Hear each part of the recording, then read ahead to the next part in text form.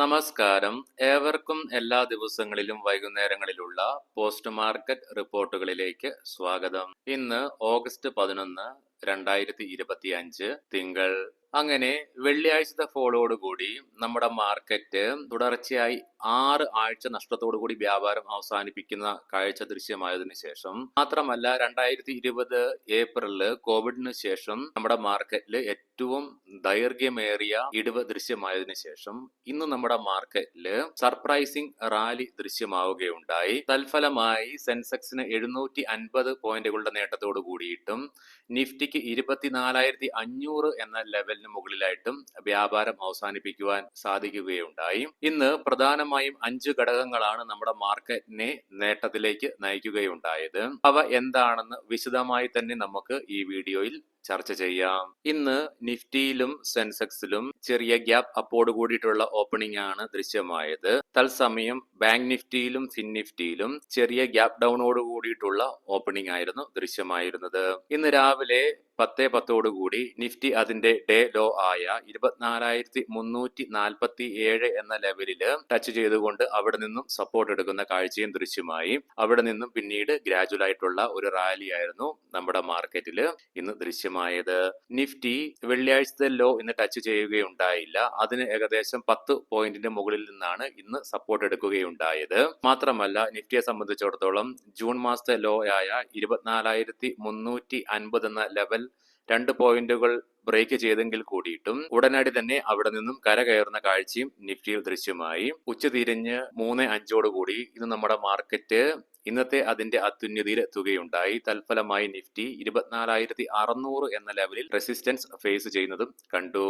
ഇന്ന് സെൻസെക്സിന് 746 പോയിന്റുകളുടെ നേട്ടം കൈവരിക്കാൻ സാധിച്ചപ്പോൾ നിഫ്റ്റിക്ക് 221 പോയിന്റുകൾ നേട്ടം കൈവരിച്ചുകൊണ്ട് 24,585 എന്ന നിലയിൽ വ്യാപാരം അവസാനിപ്പിക്കുവാൻ സാധിക്കുകയുണ്ടായി. തത്സമയം ബാങ്ക് നിഫ്റ്റിക്ക് 505 പോയിന്റുകളും ഫിൻ നിഫ്റ്റിക്ക് 238 പോയിന്റുകളുടെ നേട്ടവും കൈവരിക്കുവാനായി. Adani Enterprises, Tata Motors, Eternal, Grasim Industries, Apollo Hospitals തുടങ്ങിയ സ്റ്റോക്കുകൾ ഇന്ന് നിഫ്റ്റിയിൽ നേട്ടം കൈവരിച്ചപ്പോൾ Hero MotoCorp, Bharat Electronics, Bharti Airtel തുടങ്ങിയ സ്റ്റോക്കുകൾ നഷ്ടം കൈവരിക്കുന്ന കാഴ്ചയും ദൃശ്യമായി.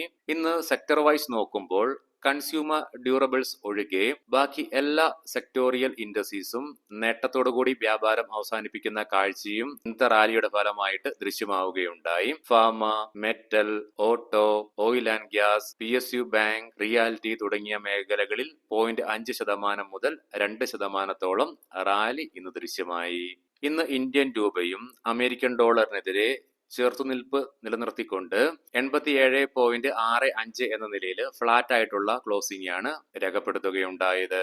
തുടർച്ചയായിട്ട് 3 ട്രേഡിംഗ് സെക്ഷനിൽ ഉണ്ടായ ഇടിവിന് ശേഷം ഡാറ്റ പാറ്റേൺസ്, മസ്ഗോൺ ഡോക് തുടങ്ങിയ പ്രധാനപ്പെട്ട ഡിഫൻസ് സ്റ്റോക്കുകളിൽ 4% റാലിയും ഇന്ന് ദൃശ്യമായി. തൽഫലമായി ഇന്ന് ഡിഫൻസ് ഇൻഡെക്സിന് 1.3% നേട്ടം കൈവരിക്കുവാനും സാധിച്ചു. ഇന്നത്തെ മാർക്കറ്റില് ആദ്യത്തെ സെക്ഷനില് ഇന്ത്യ വിക്സിൽ 5%-ഏറെ ഉയർച്ച രേഖപ്പെടുത്തിയെങ്കിൽ കൂടിയിട്ടും ക്ലോസിംഗ് ബേസിസിൽ 1.5% ഉയർച്ച മാത്രമേ ഇന്ത്യൻ വിക്സിന് കൈവരിക്കാൻ സാധിച്ചുള്ളൂ. തൽഫലമായി 12.21 എന്ന നിലയിൽ ഇന്ത്യ വിക്സും ക്ലോസിംഗ് രേഖപ്പെടുത്തുകയുണ്ടായി. ഇനി നമുക്ക് പ്രധാനമായും ഇന്ന് നമ്മുടെ മാർക്കറ്റ് നേട്ടത്തോടുകൂടി വ്യാപാരം അവസാനിപ്പിക്കാനുള്ള കാരണങ്ങൾ വിശദമായി തന്നെ ചർച്ച ചെയ്യാം.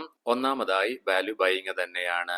ട്രേഡ് താരിഫുമായി ബന്ധപ്പെട്ട അനിശ്ചിതത്വം നിലനിന്നിരുന്നതിനാലും കഴിഞ്ഞ ആഴ്ചയോടുകൂടി ട്രേഡ് താരിഫ് 25% ഔദ്യോഗിക പ്രഖ്യാപനം വന്നതിന്റെ ഫലമായിട്ടും അതിനെ തുടർന്ന് ഒരാഴ്ച കഴിഞ്ഞപ്പോൾ റഷ്യൻ ഓയിലിന്റെ വിപണനവുമായി ബന്ധപ്പെട്ട് പെനൽറ്റി താരിഫ് 25% പ്രഖ്യാപനം വന്നതോടുകൂടിയും തുടർച്ചയായി 6 ആഴ്ചയിൽ നമ്മുടെ മാർക്കറ്റ് നഷ്ടത്തോടുകൂടി വ്യാപാരം അവസാനിപ്പിക്കുന്ന കാഴ്ച ദൃശ്യമായെങ്കിലും അതെല്ലാം മറികടന്നുകൊണ്ട് ഇന്ന് നമ്മുടെ മാർക്കറ്റിൽ വാല്യൂ ബൈയിങ് അതിശക്തമായി തന്നെ ദൃശ്യമാകുന്ന കാഴ്ചകളാണ് കാണാൻ സാധിച്ചത്. കാരണം കുറച്ച് ഏറെ നാളുകളായിട്ട് ഇന്ത്യൻ മാർക്കറ്റിലെ പ്രത്യേകിച്ച് ഇക്വിറ്റി മാർക്കറ്റില് നേരിടുന്ന പ്രശ്നം നമ്മുടെ വാല്യുവേഷൻസ് ഒക്കെ ഓവർ ആയിരുന്നു എന്നുള്ളതാണ്. എന്നാൽ തുടർച്ചയായി ഈ 6 ആഴ്ചത്തെ ഇടിവോട് കൂടിയിട്ട് ഹെവി വെയ്റ്റ് സ്റ്റോക്കുകളിലും ബ്ലൂ ചിപ്പ് സ്റ്റോക്കുകളിലൊക്കെ വാല്യുവേഷൻ താരതമ്യേന അട്രാക്റ്റീവായ ലെവലിലേക്ക് എത്തിച്ചേരുകയുണ്ടായി. അതിനെ തുടർന്ന് നല്ല ഒരു ഓപ്പർച്യൂണിറ്റി ലഭ്യമായപ്പോൾ അതിന്ന് പലരും മുതലാക്കുന്ന ഒരു കാഴ്ചയാണ് ദൃശ്യമായത്. രണ്ടാമതായി നമ്മുടെ മാർക്കറ്റിനെ ഇന്ന് നേട്ടത്തിലേക്ക് നയിച്ച മറ്റൊരു ഘടകം പോസിറ്റീവായിട്ടുള്ള ഗ്ലോബൽ ക്യൂസ് തന്നെയാണ്. ചൈനയ്ക്ക് മേൽ US എക്സ്റ്റെൻഡ് ചെയ്ത് നൽകിയ ട്രേഡ് താരിഫിന്റെ പോസ് നാളെ കൊണ്ട് അവസാനിക്കും. മാത്രമല്ല മാർക്കറ്റ് എക്സ്പെക്ട് ചെയ്യുന്നത് ചൈനയ്ക്കെതിരെയുള്ള ട്രേഡ് താരിഫ് ഇനിയും നീട്ടി നൽകും എന്നുള്ളതാണ്. വരുന്ന 15-ാം തീയതിയിൽ അലാസ്കയിൽ വെച്ച് അമേരിക്കൻ പ്രസിഡന്റ് ട്രംപും വ്ളാഡിമിർ പുടിനും തമ്മിലുള്ള ഔദ്യോഗിക കൂടിക്കാഴ്ചയിൽ ഏഷ്യൻ മാർക്കറ്റ്സുകളുടെ ഭാഗത്ത് നിന്നും മറ്റുള്ള ഗ്ലോബൽ മാർക്കറ്റുകളിലും പ്രതീക്ഷകൾ വാനോളം ഉയരുന്ന കാഴ്ചകളും ദൃശ്യമാണ്. മാത്രമല്ല വെള്ളിയാഴ്ച നമ്മുടെ മാർക്കറ്റ് അടച്ചതിനു ശേഷം US മാർക്കറ്റില് നാസ്ഡാക്ക് തുടർച്ചയായി രണ്ടാമത്തെ ദിവസവും പുതിയ record all time high create ചെയ്തുകൊണ്ട് ക്ലോസിംഗ് രേഖപ്പെടുത്തുകയുണ്ടായി. തത്സമയം S&P 500 നേട്ടത്തോടുകൂടി തന്നെയാണ് വ്യാപാരം അവസാനിപ്പിച്ചത്.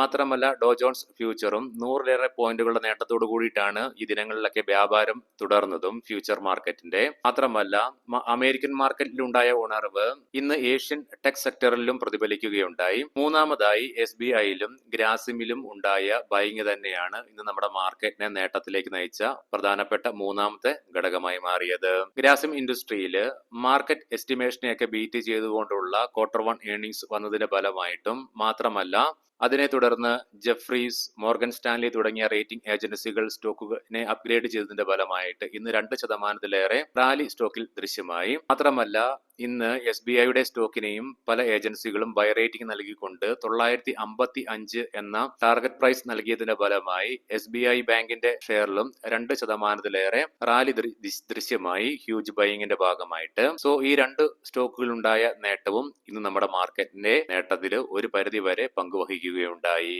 നാലാമതായിട്ട് ക്രൂഡ് ഓയിലിന്റെ വിലയിലുണ്ടായ ഇടിവ് തന്നെയാണ് ഇന്ന് നമ്മുടെ മാർക്കറ്റിനെ നേട്ടത്തിലേക്ക് നയിച്ച നാലാമത്തെ പ്രധാനപ്പെട്ട ഘടകമായി മാറിയത്. ഇന്ന് നമ്മൾ രാവിലെ കണ്ടിരുന്നു പ്രീ മാർക്കറ്റ് റിപ്പോർട്ടിൽ ക്രൂഡ് ഓയിലിന്റെ വിലയിലൊക്കെ ഗണ്യമായ ഇടിവ് നേരിടുന്നത്. ഇതിനുള്ള പ്രധാനപ്പെട്ട കാരണം 15-ാം തീയതി US പ്രസിഡന്റും വ്ളാഡിമിർ പുടിനും തമ്മിലുള്ള ഔദ്യോഗിക ചർച്ചകളില് വലിയ പ്രതീക്ഷയാണ് മാർക്കറ്റിൽ ഉയരുന്നത്. കാരണം ഇവര് തമ്മിലുള്ള ചർച്ചയുടെ ഫലമായിട്ട് റഷ്യൻ ഉക്രൈൻ പ്രശ്നം രമ്യതയിലേക്ക് നയിക്കപ്പെടാമെന്നും അതിനെ തുടർന്ന് റഷ്യൻ ഓയിലിന്റെ മുകളിലുള്ള ഉപരോധം അമേരിക്ക എടുത്തു മാറ്റുമെന്നും ഉള്ള പ്രതീക്ഷയാണ് നിലവിൽ മാർക്കറ്റ് വെച്ച് പുലർത്തുന്നത്.